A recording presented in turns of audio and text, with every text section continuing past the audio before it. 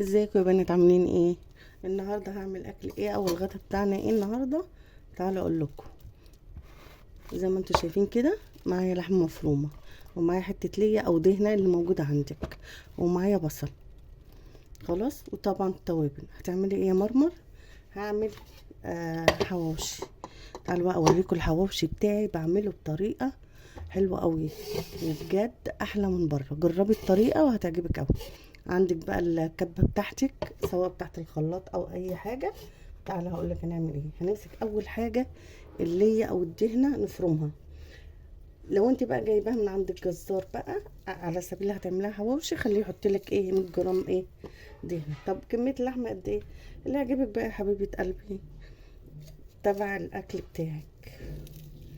فهمسك اللي او الدهنه دي، هقطعها شرايح كده عشان ايه اضربها. معلش، ال- الخلاط الكاميرا زاحت شويه اهو. شايفين كده؟ هروح اضربهم في الخلاط عشان ايه صوت الخلاط ما يزعجكمش. بصوا يا بنات اهي، مسكتها ضربتها، وهنزل عليها باللحمه بتاعتنا على اللحمه. خلاص. هعمل ايه تاني بقى؟ هقطع البصل. ونسيت اقول لكم المقادير بتاعتنا كمان ايه: طماطم وفلفل. فلفل حراق اعملي، فلفل بارد اعملي اللي انت عايزاه.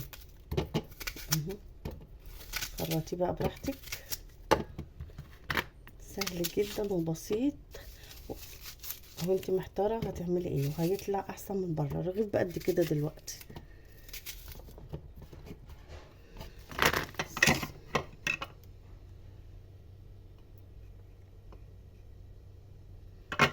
هروح اضربها عشان صوت الخلاط. البصل هنحطه برضه على اللحمه.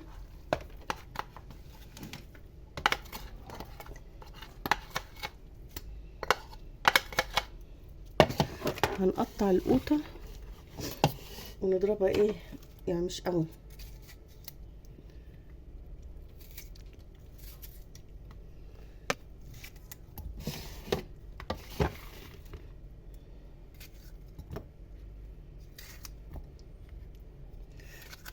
طب مش عايزه تحطي طماطم ما تحطيش، بس بتخلي طعم الحواوشي حلو. مش هحط كله عشان حراق. وهمسكه بقى اضربه في الخلاط وارجع لكم تاني. اهو يا بنات، مسكت كله بقى ضربته. جربوا الخلطه دي بجد بجد هتعجبكم قوي. واللي وصل لحد كده يعمل لايك ويقول لي ايه رايه في الفيديوهات بتاعتي. متنسوش اللايك يا جماعه.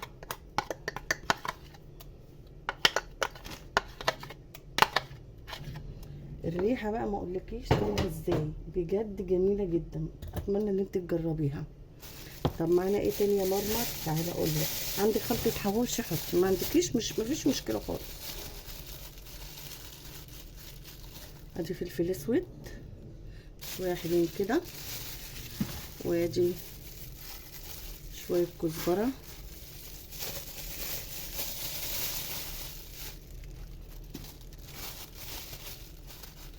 كزبره حلوه برضو. هنحط ايه تاني؟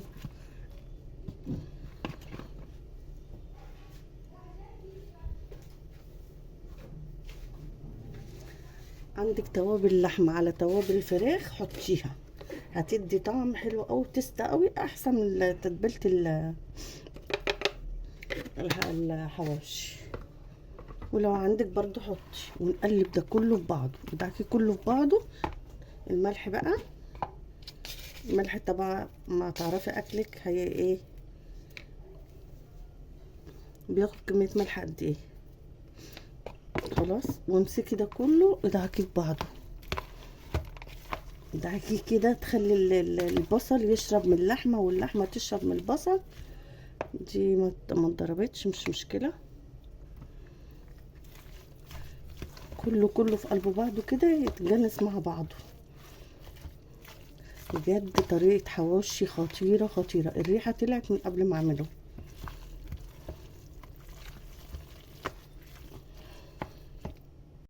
بصوا يا بنات، انا حطيت ورقتين ورق لورو او ورق غار، ودعكي بقى، دعكي شربي ده كله من بعضه. طبعا ايدينا نضيفه وغسلينها، ودعكي كل ده في بعضه كده اهو. بس هعمل ايه بقى؟ هحطه في التلاجة. هحطه في التلاجة يجي ساعة كده او نص ساعة. لو مستعجلة اعملي عادي، بس انا هحطه، انا مش مستعجلة عليه دلوقتي. هحطه يرتاح كده ويشرب من الخلطة اللي انا عاملاها. وجربي الطريقة دي واعتمديها في رمضان. لو انت محتاره برضو في نص رمضان اكل ايه، جميل جدا الطريقة دي برضو، اعتمديها في رمضان.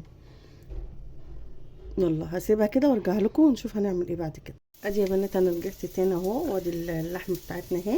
هنعمل ايه معاكي؟ عيش بقى، العيش اللي انت عايزاه.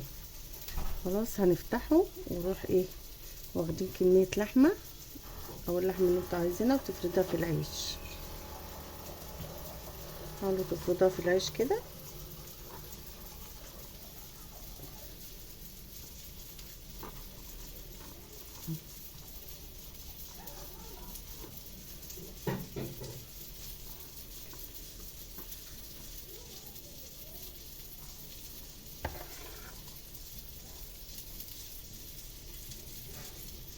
اهي يا بنات،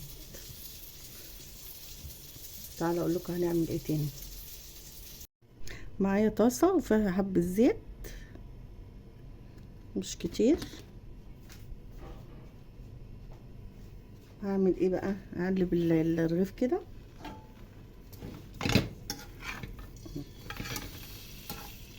وشين كده، واسيبه لحد ما يتحمر.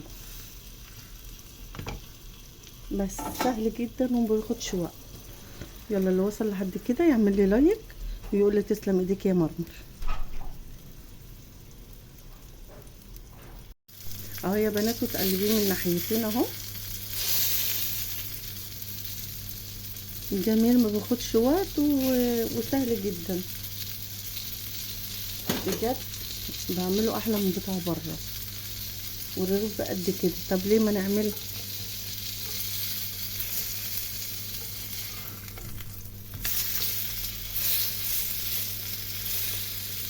هعمل الكميه بنفس الطريقه دي وارجع لكم. خلاص يا بنات اهو، عملنا الحواوشي بطريقه حلوه قوي وسهل جدا، ما خدش ثواني. بصوا الجمال، بصوا استوى بقى جميل ازاي، بصوا خدش ثواني. بصوا الشكل. عندك بقى سلطه طحينه اعملي، عندك شويه مخلل حطي اهو. واكله سريعه وبسيطه وما خدتش مننا وقت. اللي وصل لحد كده ما ينساش يعمل لي لايك ويعمل اشتراك عشان يجيله كل جديد من مطبخ مرم. واتمنى ان فيديوهاتي تعجبكم، واقول لكم ايه، هتوحشوني من الفيديو ده للفيديو الجاي. سلام يا احلى متابعين في الدنيا. ما تنسوش تحطوا اللايك، هتوحشوني.